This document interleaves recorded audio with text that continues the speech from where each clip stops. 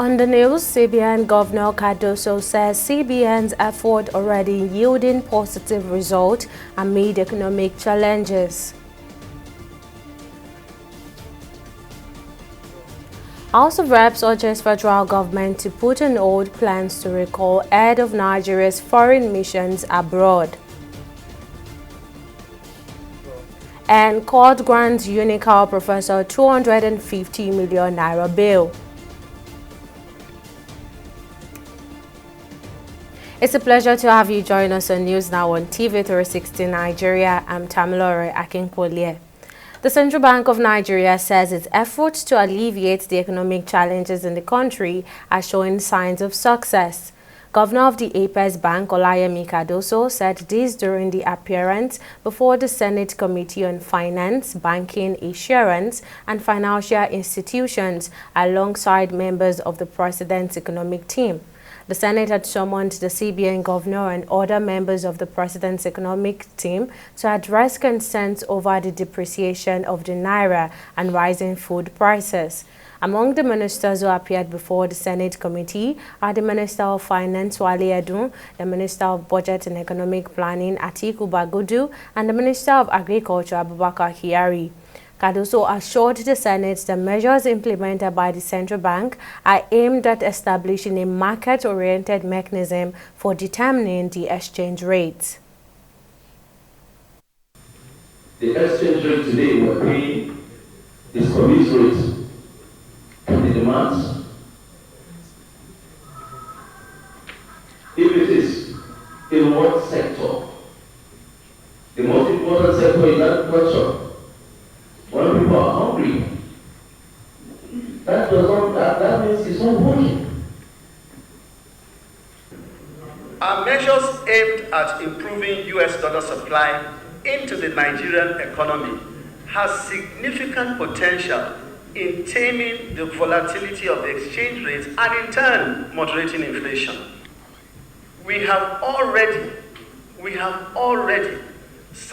These measures have already started yielding early results, and this is early times, and I couldn't agree more with the Minister of Finance with respect to the issue of the timing of reforms, that frankly there is no magic wand, unfortunately. I mean, these are issues we've had to grapple with. They're created over a period of time, a long period of time, and all we can do is try to use techniques, tools which we believe are taking us in the direction and moderate the concerns that we've all heard today. And I say that we've already begun to see shifts in a positive direction. Indeed, they have already started yielding with early results with significant interest from foreign portfolio investors, which was a concern, that have already begun to supply the much-needed foreign exchange to the economy. Now, joining me to discuss this further is economist Segun Shokmito. Thank you so much for joining us. Now, the Central Bank Governor Olayemi Cardoso has been sounding upbeat about some of the measures taken by the Apex Bank to address the forex problem the country is confronting, saying the measures will eventually turn things around. Now, can you tell us what you think about everything he has been saying?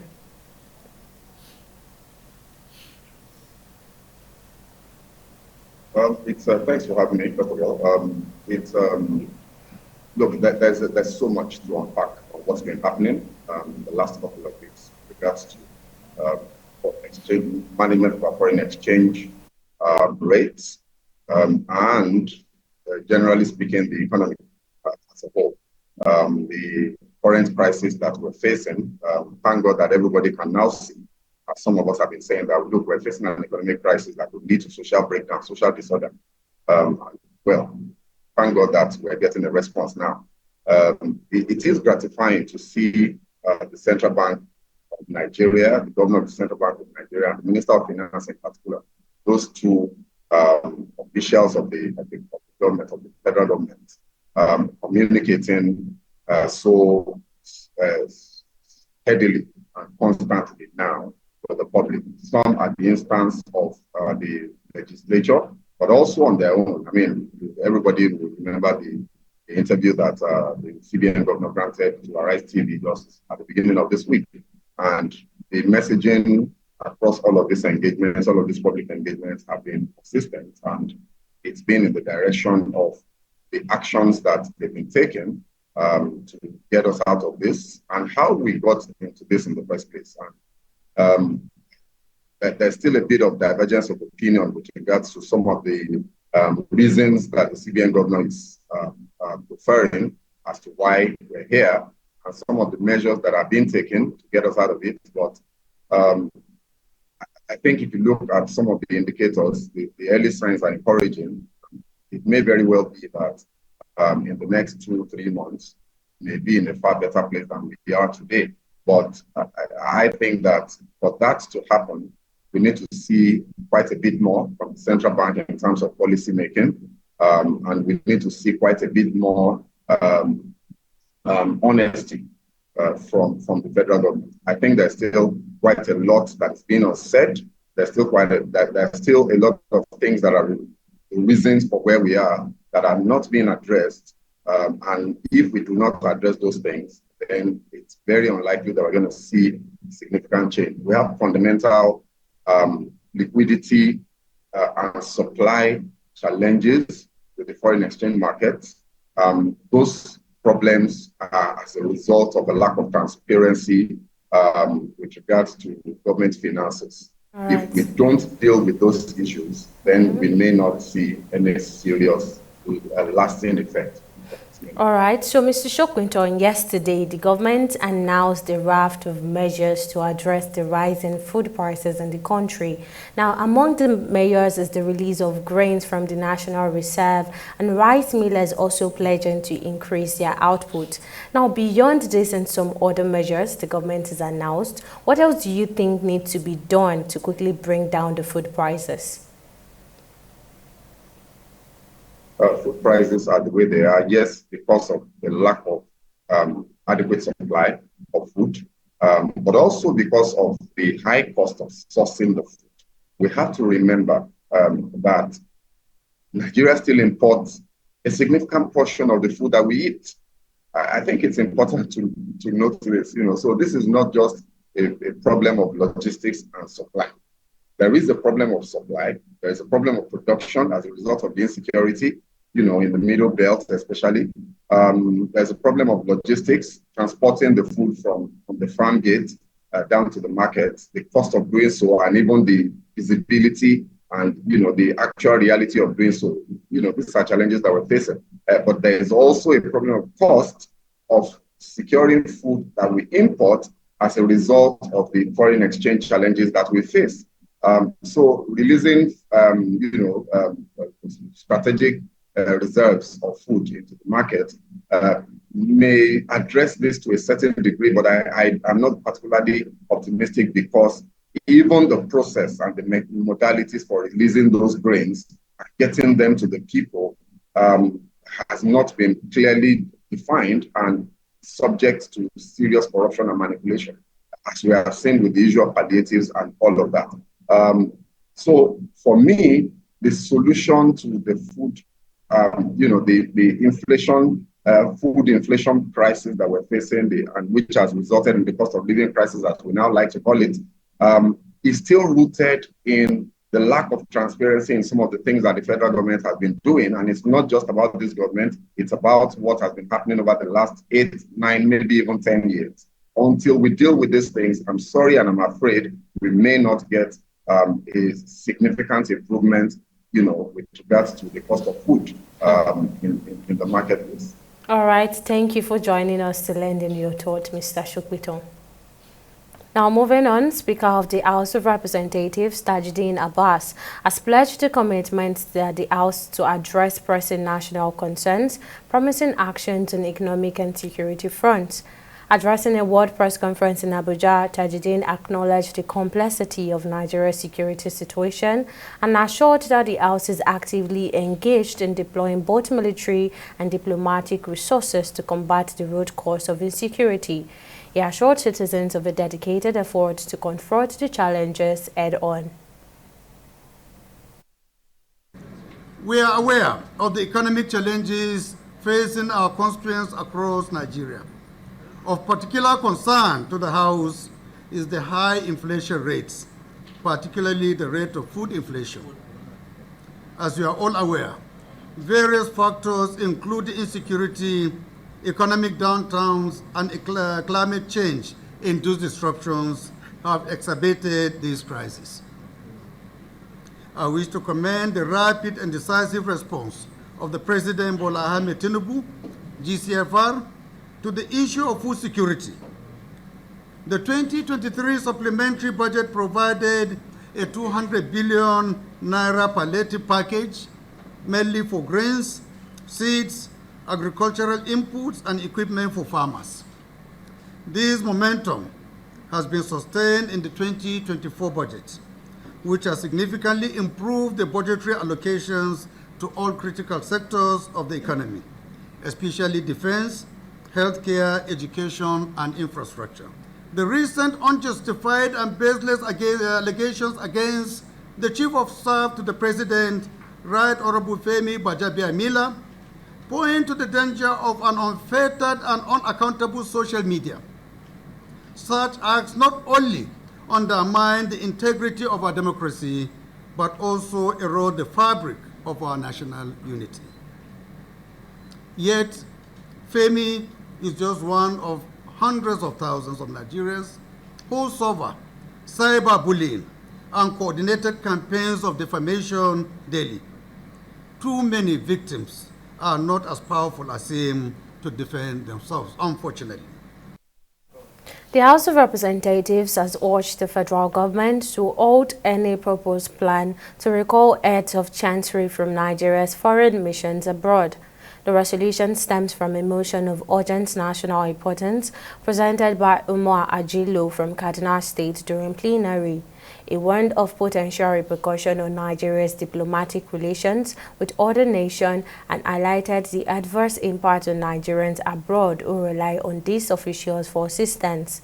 Speaker Tajuddin Abbas has mandated the House Committee on Foreign Affairs to collaborate with the Minister of Foreign Affairs to address the issue. Mr. Speaker, my dear colleagues, the House are aware of a current plot or move to recall of all heads of chancery from all Nigerians' foreign missions abroad.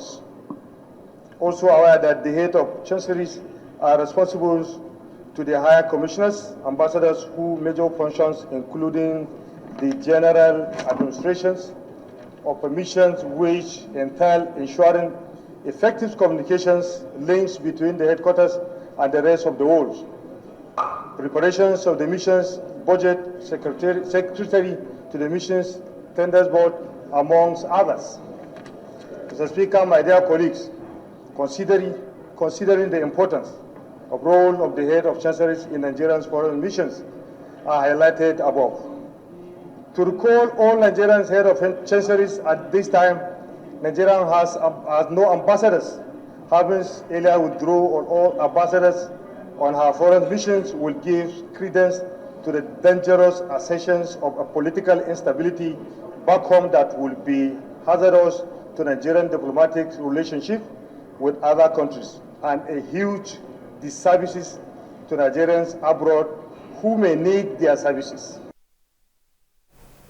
The Nigerian police has commended itself for maintaining security during the recent runoff and by-elections held across 26 states of Nigeria. Inspector General of Police Kayode Egbetokun gave the commendation while addressing strategic commanders on national security in Abuja. He said the strategic deployment and unwavering support provided by the Nigerian police force ensured the election went smoothly. He also disclosed that the forces arrested 814 suspects involved in various crimes, rescued 107 kidnapped victims, and recovered significant amounts of firearms, ammunition, and vehicles. The recent peaceful and successful conduct of the rerun and by-elections across 26 states of Nigeria on February 3rd, 2024 is a proof of the strategic deployment of the Nigerian police force and resilient support for our democratic process. Whilst majority of the elections proceeded smoothly, there were pockets of challenges encountered in some areas. In response, the police took swift action, making several arrests to prevent the disruption of the electoral process. In total, 14 suspects, including 2 public officials, were apprehended across the affected states. In Akwa Ibom State, a locally made pistol was recovered, while a suspected thug was lynched by members of the public in Kaduna State. The arrested suspects will be handed over to INEC upon conclusion of investigations for further actions in line with the provisions of the Electoral Act 2022. In spite of the aforementioned achievements and accolades, we must not lose sight of the pervasive atmosphere of insecurity and the malfeasance of some of our men and officers. It is deeply regrettable that we have some unscrupulous elements in our midst who often conduct themselves improperly, thereby bringing the force into disrepute. These unscrupulous elements in our midst often disparage the good and hard work of the majority of us, thereby compounding the negative image of the Nigerian police in the eyes of the public. I hereby state categorically that it is our responsibility to ensure better service delivery through the strict supervision of our men and officers.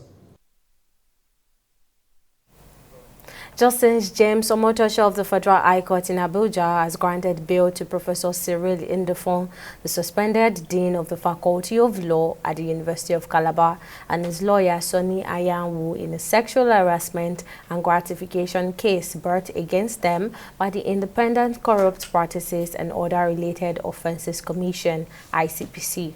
The bail amount set for the Professor Ndefon is 250 million naira, while Ayanwu's bail is set at 50 million naira alongside other stringent conditions. As part of the bail conditions, both defendants are required to produce 2 sureties who own properties within the Federal Capital Territory FCT with a minimum valuation of 150 million naira. Additionally, they must submit their bank statements to the court and file an undertaking not to interfere with the case, commit to attending trial, and avoid causing delays in the legal proceedings. We'll go on a short break here, but still to come, ECOWAS urges Burkina Faso, Niger, and Mali not to withdraw from bloc. Details of the story right after this break.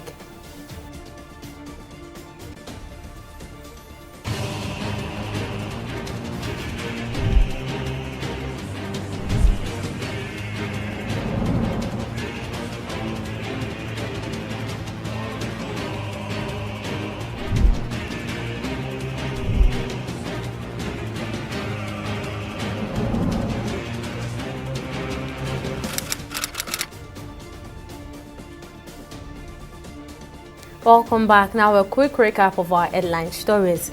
The Central Bank of Nigeria has announced that its effort to alleviate the economic challenges in the country are showing signs of success. Governor Olayemi Cardoso conveyed this message during his appearance before the Senate Committee on Finance, Banking, Insurance and Financial Institutions, alongside members of the Presidential Economic Team. We also told you that Justice James Omotosho of the Federal High Court in Abuja has granted bail to Professor Cyril Ndefon, the suspended Dean of the Faculty of Law at the University of Calabar, and his lawyer Sonny Ayanwu in a sexual harassment and gratification case brought against them by the Independent Corrupt Practices and Other Related Offences Commission, ICPC.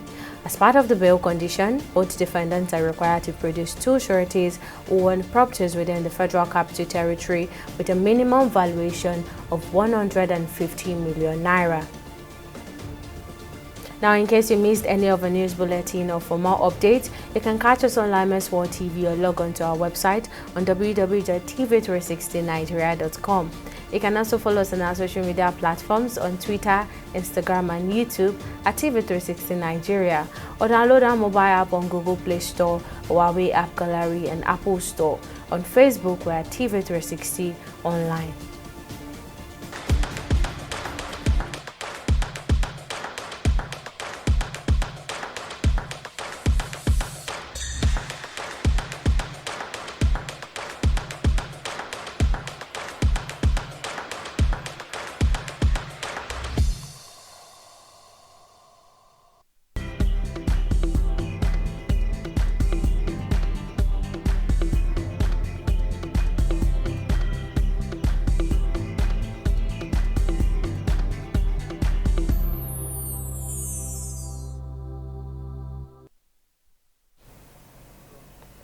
It's now time for business news. Let's join Okpeyemi Owosheni for the latest. Over to you, Okpe. Thank you, Tamilore. Hello and welcome to Business News. The call for the Nigerian government to establish more innovation and technology hubs across the country has gained traction, particularly in light of the University of Lagos Professor Ogundipe Innovative Challenge. This challenge, which saw participation from over 900 teams representing various higher institutions nationwide, underscored the importance of preparing the next generations of leaders to be technologically adept at solving future problems. Dr. Victor Udumuyiwa, the Director of the National Information Technology Development Agency, NITDA, and guest speaker at the event, urged young people to defy limitations and think expansively, encouraging them to envision and create the future they desire. So they need to identify the problem, the need in our society, and start to solve the problem. The money they need to solve will come. So it's about identifying, seeing the society and seeing the problems, identifying the problems, taking a part of it they want to solve, and they start solving it. Nigeria is a great country. It has problems. So let's focus on the fact that we are solution providers. Nobody is coming to do it. So when we keep grumbling and complaining and not coming up with solutions, who's going to do it for us? Every other country solve their own problems. We must solve our problems. My strong message to Nigerian youths is that they should not give up. They must find a way of disrupting their environment by solving the problems that we have in the country. 2, they must be able to look at the problems and find solutions to that problems. Initially, I've always been very innovative. So when it was announced, it's something that actually gave me the vibe, like a football player that that is not given the opportunity to explore himself. So it actually gave me the opportunity to explore myself. So I want to beg the Nigerian government, Lagos State government. I know they are already doing very well in it. So I want to beg that they also bring out innovative programs like this. We'll take a short break and be back with Stock Market Report.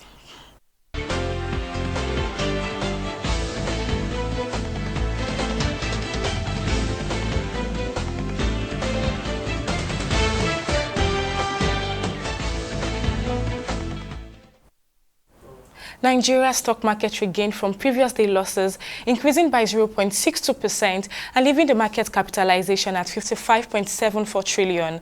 The market breadth also ended on a positive note as 39 stocks advanced and 26 stocks declined. May and Baker Nigeria led the gainers with a 10% share price appreciation, closing at 7 naira 04 kobo, followed closely by Geregu Power PLC, which closed at 675 naira 90 kobo.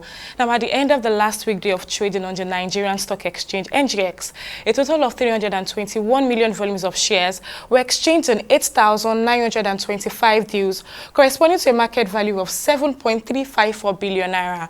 Now, compared with the previous NGX trading day, that's Thursday, February 8, 2024, today's data shows 33% decline in volume, 3% improvement in turnover, but 19% decline in deals. Now, let's take a look at how our select global stock are doing today. Well, reverses the case for select global stock, the UK FTSE and US Dow Jones, as they maintained their southward movement from yesterday, closing in the bears at 0.27% and 0.20% respectively. However, Japan's Nikkei maintained its northward movement and closed in a bullish trade at 0.093%. Well, that's it on both business and stock market reports. Back to you, Tamilore, for the rest of the news. Thank you, Okpeyemi. Now, on the global scene, the Economic Community of West African States, ECOWAS, says it's urging Burkina Faso, Niger, and Mali to reconsider their decision to withdraw from the political and economic alliance. This plea comes amidst concerns about the hardships that such a withdrawal would impose on the citizens of this country. The junta-led government announced their decision to leave ECOWAS on January the 28th after facing pressure from the bloc to restore constitutional order following a series of coups. In response to this development, ECOWAS held a Mediation and Security Council meeting in Abuja to address the issue along with an electoral crisis in Senegal. Council Chairman Yusuf Maitama Tuga emphasized that the departure of those countries from ECOWAS will exacerbate hardships for their citizens. And up next is Entertainment Report on News Now.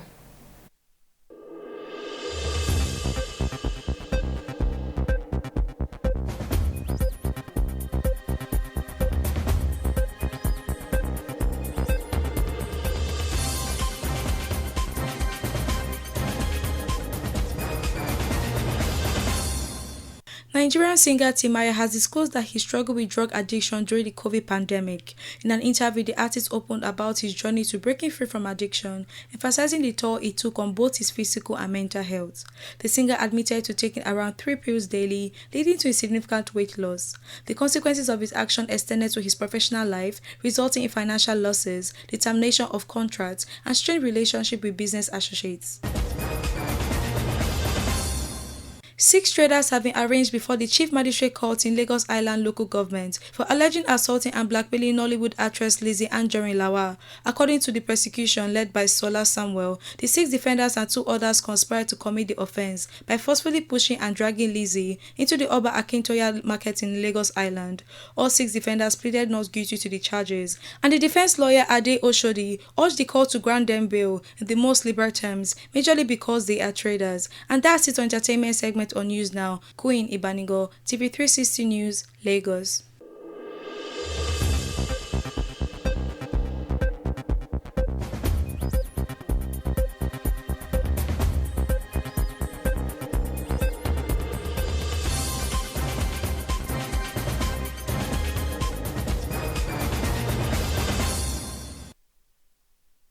And on sports, the Lagos State government has issued a travel advisory ahead of the annual Access Bank Lagos City Marathon, slated to take place between the hours of 5 a.m. and 2 p.m. on Saturday. Amechi Okobi, Chief Consultant for Access Holdings, says the partnership with the Lagos State government is all about showcasing Nigeria's outstanding talents and redefining how the world views Nigerians and Africans in the quest to prove that good things originate from Africa. This year's marathon boasts the participation of over 81 world-class elite runners, including 29 women athletes, all of whom hold global label status. Partnership with the media is, for me, first and foremost, what drives the narrative, what tells the stories that this marathon creates. What we're doing this year that's different, you remember that 3 or 4 years ago we introduced the 10K run, just to make it more inclusive, get more people in. This year we've introduced the Access Women's Network charity run. So the women of Access Bank have now come together to run a race that drives charity and drives fundraising for their charity. From the very start, has always been about showing the world that we can do things right in this country, and also creating a leverage for thousands of people. We've used this marathon to show that sport is a huge, veritable tool of empowerment. It's a tool to entertain, and it's a tool to collaborate. It's absolutely amazing and it's great, and is a testament to the consistency of our government in ensuring that ideas that are important to development of its citizens, they are made to live, thrive, as well as ensure that, they create a ripple effect that other people can continue to get involved and participate in. And that wraps up our bulletin on News Now. Many thanks for watching. I'm Tamilore Akinkolye.